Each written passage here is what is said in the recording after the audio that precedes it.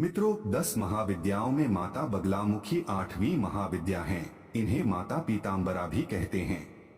माता बगलामुखी स्तंभन की देवी हैं। संपूर्ण सृष्टि में जो भी तरंग है वो इन्हीं की वजह से है।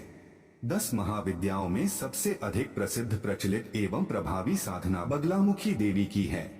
मित्रों, इस वीडियो में हम आपको देवी बगलामुखी के प्रादुर्भाव, इनके द्वारा रचित मारण, मोहन, उच्चाटन आदि विद्या, इनके द्वारा त्रिखुरासुर का वध, इनकी साधना विधि, मंत्र साधना, इनके पूजन से मिलने वाले लाभ और माता बगलामुखी के पूजन विधि को बताने वाले हैं। पहले हम माता बगलामुखी के परिचय को जान लेते हैं, उसके बाद पौराणिक कथा की तरफ बढ़ेंगे। मित्रों, माता बगलामुखी का मूल नाम बगलामुखी है। इस देवी का एक नाम पीताम्बरा देवी भी है। इनका प्रिय रंग पीला है। देवी बगलामुखी का स्वभाव सौम्य उग्र है। यह देवी अपने हाथों में गदा और तलवार धारण की हुई है। दुष्टों का संहार और अपने भक्तों की रक्षा करना ही इनके अस्त्र शस्त्र धारण करने का उद्देश्य है। श्री बगलामुखी को ब्रह्मास्त्र के नाम से भी जाना जाता है।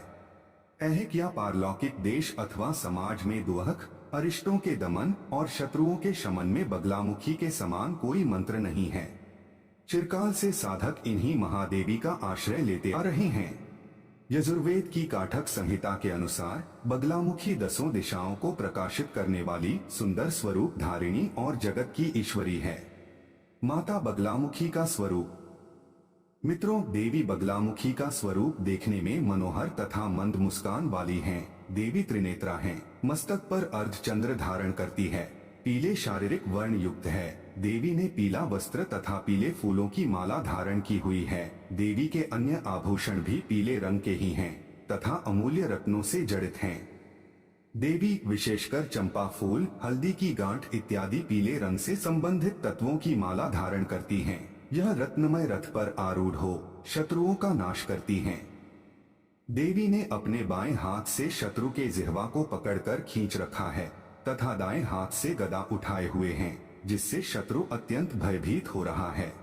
देवी के इस जिह्वा पकड़ने का तात्पर्य यह है कि देवी वाक शक्ति देने और लेने के लिए पूजी जाती हैं।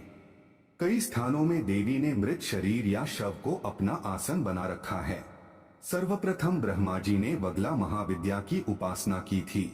बगलामुखी के दूसरे उपासक भगवान विष्णु और तीसरे उपासक परशुराम हुए। तो अब चलिए बिना देरी किए हुए माता बगलामुखी के प्रादुर्भाव के कथा की तरफ बढ़ते हैं और जानते हैं माता बगलामुखी के दिव्य कथा को। मित्रों, एक बार की बात है जब गणेश जी, कार्तिकेय जी, मार्कंडेय जी, अन्य देवगण माता काली के मुखमंडल से उनके 10 महाविद्या के प्रादुर्भाव और पूरे ब्रह्मांड की प्रलय और सृष्टि की रहस्य को सुन रहे थे, तो माता काली स्वयं अपने मुख से 10 महाविद्याओं में से अपने 8वां महाविद्या की प्रादुर्भाव की कथा सुनाते हुए कहती हैं कि हे देवगण, बात उस समय की है जब सृष्टि और ब्रह्मांड का निर्माण हो चुका था। काल चक्र अपने गति से चल रहा था और मेरे 7 महाविद्या का भी प्रादुर्भाव हो चुका था। अब सृष्टि को एक नई विद्या की आवश्यकता थी। मेरे इस महाविद्या के प्रादुर्भाव का कारण बना त्रिखुरासुर। त्रिखुरासुर बहुत ही चतुर और विवेकशील असुर था। एक दिवस ऐसा आया जब उसने प्राजापति ब्रह्मा जी का घोर तप किया। उसके घोर तप से प्राजापति ब्रह्मा जी प्रसन्न होकर उसके समक्ष प्रकट हुए और वरदान देने के लिए वचनबद्ध हो गए। तब मूर्ख त्रिखुरासुर ने अपने इस घोर तप का अनुचित लाभ उठाने के लिए उसने ब्रह्मा जी से 2 वरदान मांगा। पहले वरदान में उसने ब्रह्मांडीय भवंडर उत्पन्न करने की शक्ति मांगा और दूसरा यह कि इस संसार में विद्यमान किसी भी प्रकार की विद्या उसका अंत न कर सके, यहाँ तक कि त्रिदेवों की शक्ति भी उसका अंत न कर सके।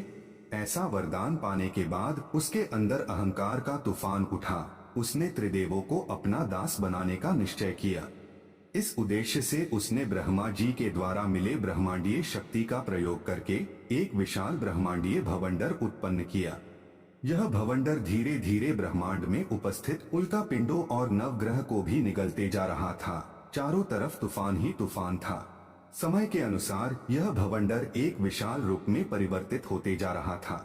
इस संकट को देखकर सृष्टि के पालनहार भगवान विष्णु चिंतित हो उठे।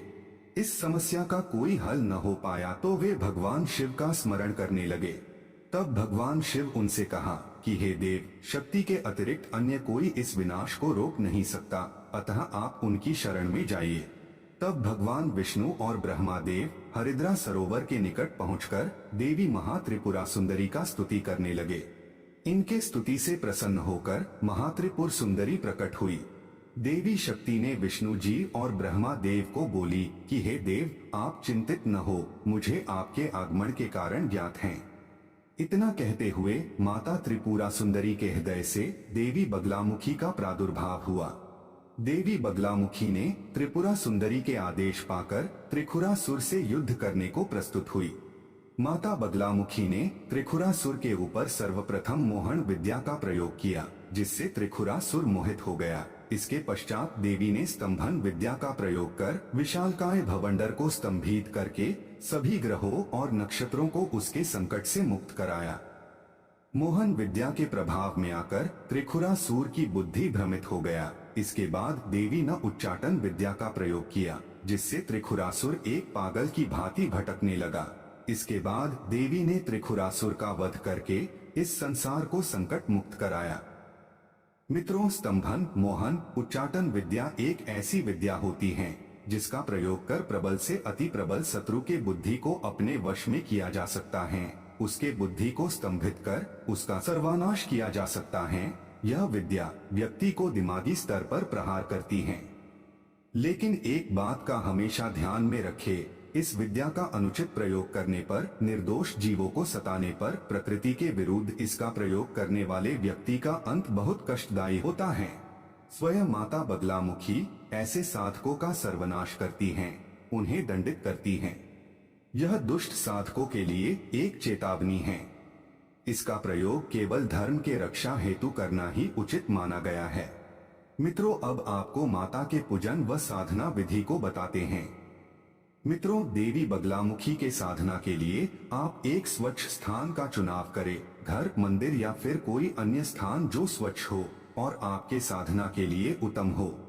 साधना के समय आप पीला वस्त्र ही धारण करें और आसन भी पीले ही रंग की होना चाहिए। मंत्र जाप के लिए हल्दी के माला का प्रयोग करें।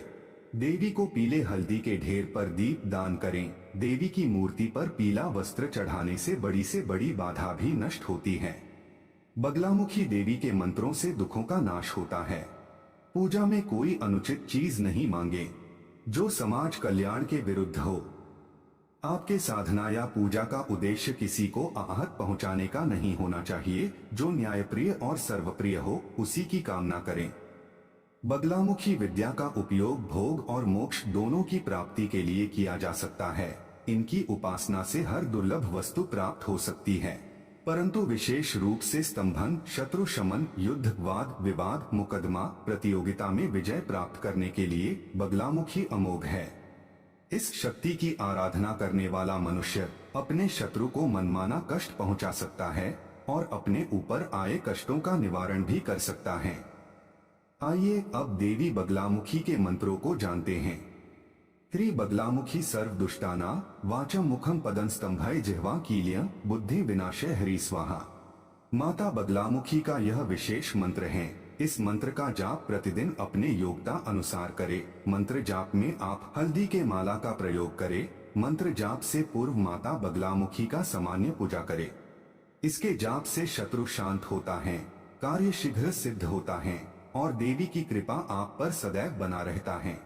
अगर किसी व्यक्ति को किसी भी काम में सफलता नहीं मिल रही है तो वे इस मंत्र का जाप जरूर करें। यह मंत्र सफलता दिलाने में उत्तम है। ह्री हरि हरि बगलामुखी देव्यै साफल्य देहि देहि स्वाहा। इस मंत्र का जाप रुद्राक्ष के माला से करें।